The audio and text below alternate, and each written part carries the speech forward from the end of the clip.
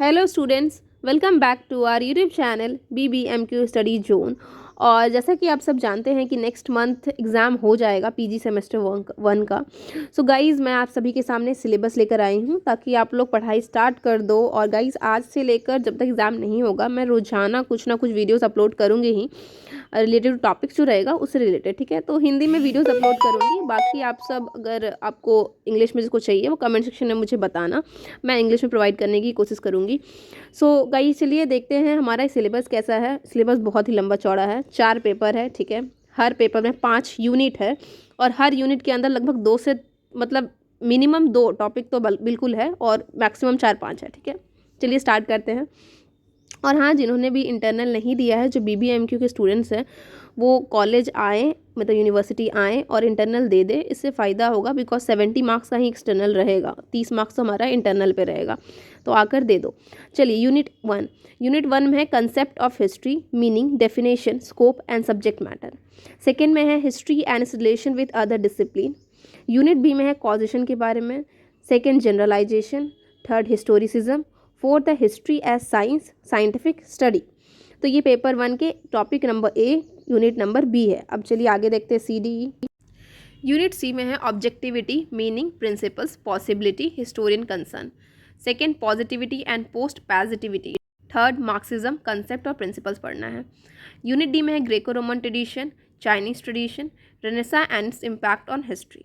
और unit E में है इम्पेरियलिस्ट एंड नेशनलिस्ट अप्रोच। इसमें हमें इम्पेरियलिस्ट अप्रोच और नेशनलिस्ट अप्रोच के बारे में पूरा पढ़ना है। और सेकेंड में सबाल्टन हिस्टोरियोग्राफी। तो गाइज, ये है पूरा हमारा फर्स्ट पेपर और इसमें से आधा तो दिमाग से ऊपर से निकल जा रहा है। ये पॉजिटिविटी एंड पोस्ट पॉजिटिविटी तो मैंने भी पहली बार देखा है। तो इसे पढ़ने की कोशिश करेंगे।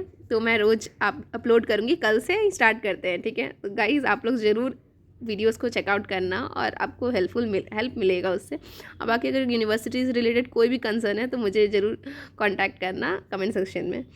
तो चलिए आगे पेपर 2 देखते हैं। मेनली पेपर 2 में हमें इजिप्टियन और मेसोपोटामियन सिविलाइजेशन के बारे में पढ़ना है। तो यूनिट ए में है, इसमें इजिप्ट के बारे में, ओल्ड किंगडम के बारे में, मिडिल किंगडम और न्यू किंगडम, 3 किंगडम थे वहाँ पर, उसी के बारे में पढ़ना है। यूनिट बी में मेसोपोटामिया के बारे में पढ़ना है, सुमेरियन सिविलाइजेशन, बेबीलोनियंस और हम ह्यूमराबी के बारे में। ठीक है, हम्मुराबी जिसे बोलते हैं, इसके बारे में हमें पढ़ना है, तीनों के बारे में। यूनिट सी में हमें सुमेरियन के बारे में पढ़ना है, डैट इज़ द कसाइट्स के बारे में, एसीडियंस के बारे में और contribution of Egypt and Sumerians. Unit D में चाइना के बारे में पढ़ना है, पूरे चाइना की डायनेस्टी जो थी, सांग डायनेस्टी, छाओ डायनेस्टी, फिर कंट्रीब्यूशन क्या क्या था चाइनीज़ को, पूरे वर्ल्ड लेवल पे क्या कंट्रीब्यूशन दिया है चाइनीज़ ने, उसके बारे में। और यूनिट ए में हमें ग्रीस और रोम के बारे में पढ़ना है, जिसमें होमेरिक एज, स्पार्टन कॉन्स्टिट्यूशन और decline of the Roman empire, इसके कॉजेज पढ़ने हैं हमें। तो ये था हमारा पूरा सेकंड पेपर गाइस, इतना ही आपको कवर करना है सेकंड। ये इतना ही नहीं है, ये तो बहुत ही ज़्यादा है। इतना हमें कवर करना है सेकंड पेपर में। तो चलिए थर्ड पेपर पर चलते हैं अब। थर्ड पेपर में हमें पढ़ना है मेडिवल यूरोपियन सोसाइटी के बारे में। ठीक है, तो यूनिट ए में सोशल कंडीशन पढ़ना, जिसमें feudal system, vassalage system, 3 states model, role of church, position of women, religion, इनके बारे में पढ़ना है। और सेकेंड में पढ़ना है एग्रेरियन स्ट्रक्चर। थर्ड में ट्रेड एंड कॉमर्स के बारे में। और यूनिट बी में फिर चार्ल मैग्नी के बारे में, कॉरोनेशन, राइज ऑफ पावर, सार्मा जिसे कहते हैं, देन इटालियन कैंपेन्स और ईस्टर्न कैंपेन्स पढ़ना है। फिर शार्मा के एडमिनिस्ट्रेशन के बारे में, देन शार्मा के पॉलिसीज़ के बारे में पढ़ना है हमें। यूनिट सी में इन्वेस्टिगेटिव कंटेक्स्ट के बारे में पढ़ना है, इसके कॉसेस क्या थे। फिर कॉनकॉर्डेट ऑफ लंदन और concordat of Worms legacy. Then second, इसमें result of the investigative context और क्रूसेड्स के बारे में पढ़ना है। यूनिट डी में फ्यूडलिज्म, रेनेसा और रिफॉर्मेशन के बारे में पढ़ना है। लास्ट यूनिट ई में मेडिवल यूनिवर्सिटीज़ के बारे में, मेडिवल टाउन के बारे में और जोग्राफिकल डिस्कवरीज़ के बारे में पढ़ना है। तो ये था पूरा थर्ड पेपर। और चलिए अब लास्ट पेपर देखते हैं। लास्ट पेपर में हमें वर्ल्ड हिस्ट्री के बारे में पढ़ना है, जिसमें पहला यूनिट है concept of world peace and UNO. Then cold war के बारे में पढ़ना है। देन पंचशील और नन अलाइनमेंट।